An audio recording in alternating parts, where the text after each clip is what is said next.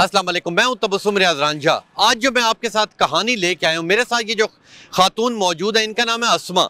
और अस्मा तकरीबन 2-3 सालों से इधर G8 मरकज़ के अंदर लाखों लोगों को मुफ्त खाना खिलाती हैं। ये इन्हें कैसे आया कि ये इस साइड पे जाएं, ये तमाम तर सवालात लेके मैं इनके पास आ गया हूं। अस्सलाम वालेकुम जी। वालेकुम सलाम। बहुत शुक्रिया जी, आपने वक्त दिया। सबसे पहले मुझे ये बताएं कि लोग तो पैसा बचाते हैं अपनी औलाद के लिए, आप हर रोज इधर इतने लोगों को खाना खिलाती हैं, ये आपके अंदर शऊर और ये चीज़ आपके अंदर कैसे आई? ये इंसान के अंदर खुद से होती है, अगर आप कोशिश करें तो वो सामने आ जाती है, लेकिन मकसद ये कोशिश करना ज़रूरी होता है। आप कोशिश करें, आप किसी को एक वक्त की रोटी खिला के देखें, आपको खुद फील होगा कि मुझे अच्छा लग रहा है। भाई ये जज्बा होना इंसान के अंदर ज़रूरी है। अच्छा, अक्सर हम लोग देखते हैं कि लोग पैक करके चीज़ें दे देते हैं, मगर आपकी तरफ ये है कि आप दस्तरखान बिछा के हर रोज़ प्लेटों में बड़े उम्दा तरीके से देती हैं। यानी कि जो आपकी तरफ खाने आते हैं वो तमाम तर वो लोग होते हैं जो अफोर्ड नहीं कर सकते, मजदूर होते हैं, मिस्त्री होते हैं, वो करते हैं। तो आपके अंदर ये कैसे है कि मैंने इन्हें VIP तरीके से खाना देना है? खाना तो लोग दे रहे हैं, पैक करके भी दे रहे हैं, आपके अंदर ये शऊर कैसे आया, या ये आपके ख्याल कैसे आया कि मैं दस्तरखान दे के बिल्कुल जैसे होटल पर लोग खाना खाते हैं वो चीज़ दूँ? ये मैंने ये सोचा है कि खाना तो वाकई सब देते हैं, लेकिन इंसान अगर सामने मतलब एक मतलब इस तरह सोच ले किसी की खिदमत करके कि इंसान को वो खुशी फील होती है। तो मैंने भी यही सोचा, मैं अपने घर से इधर आती हूँ, कोशिश करती हूँ, अल्लाह ताला साथ देता है, वही सेहत दे रहा है, मैं चल के आ जाती हूँ। ख़ास मेरे इस टाइम पे मुझे अगर कोई तकलीफ़ भी हो तो वो भी नहीं होती है। मुझे ये बताएं कि अक्सर जब कोई खातून ऐसा काम करने लगती है तो आपको पता है रिश्तेदार या अपने वो कहते हैं यार तुमने खाना देना तो चुप करके किसी भी जगह दे दो, रोड के ऊपर बैठ के तुम खाने दे रहे। अक्सर लोग गिराते भी हैं, तो आपकी ज़िंदगी में भी ऐसा हुआ?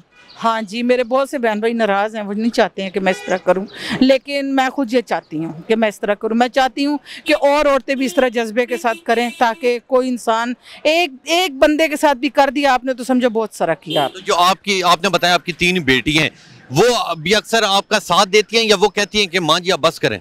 नहीं, बस नहीं करे। मेरी दरमियान वाली बेटी है, वो मेरा साथ देती है, रोटी पकाने मदद करती है, सालन बनाती हूँ, मेरी मदद करती है, गाड़ी तक छोड़ने आती है, घर से मेरा साथ देती है। बड़ी बेटी मेरी पढ़ती है, छोटी भी पढ़ती है। तो मुझे ये बताएं कि जब आपने ये काम शुरू किया तो उसके बाद आपके साथ लोग मिले या लोगों ने कहा कि नहीं हमने नहीं आपके साथ पार्टिसिपेट करना? नहीं, लोग मेरी बहुत इज्जत करते हैं, लोग करते हैं, पार्टिसिपेट करते हैं, जो किसी की तौफीक है वो देते हैं मुझे, मेरी मदद भी करते हैं, खाने वाले दुआएं दे के जाते हैं और मेरा दिल बहुत खुश होता है और मैं अल्लाह का शुक्र अदा करती हूँ। तो मुझे ये बताएं कि और आने वाले सालों में आपका क्या ख्वाब है कि मैं इस चीज़ को लेके कहाँ कहाँ जाऊँ?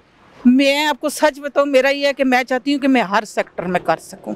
मेरी कोशिश ये, मेरा अल्लाह पाक देने लगे तो देर भी नहीं लगती। और गर्मी सर्दी हर मौसम में आप हर रोज? मौसम में हम बारिश में भी देते हैं, मैं लगी बारिश में आके देती होती हूँ। इधर लोग आते हैं, खाने वाले बेचारे आते हैं, बारिश में भी उनके लिए आना पड़ता है। तो मुझे ये बताएं कि अक्सर हम लोग ये देखते हैं कि जो और ख़वातीन आना चाहती हैं, हिम्मत रखती हैं कि हम ये काम करें, मगर वो करती नहीं हैं, उन्हें जाते जाते आप क्या पैगाम देंगी?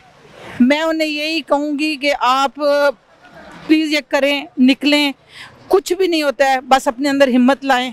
इंसान खुद अगर ठीक है, कोई किसी कुछ भी नहीं कर सकता है। बस इतना ही मैं कह सकूँगी, इससे ज़्यादा कुछ भी नहीं। बहुत शुक्रिया, अल्लाह आपकी लंबी ज़िंदगी दे।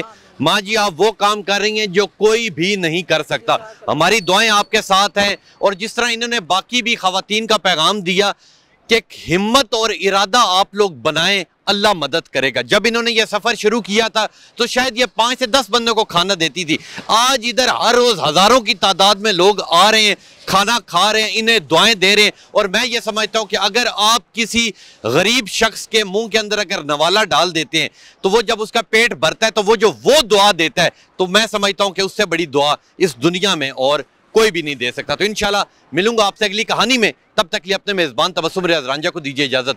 अल्लाह नेगहबान।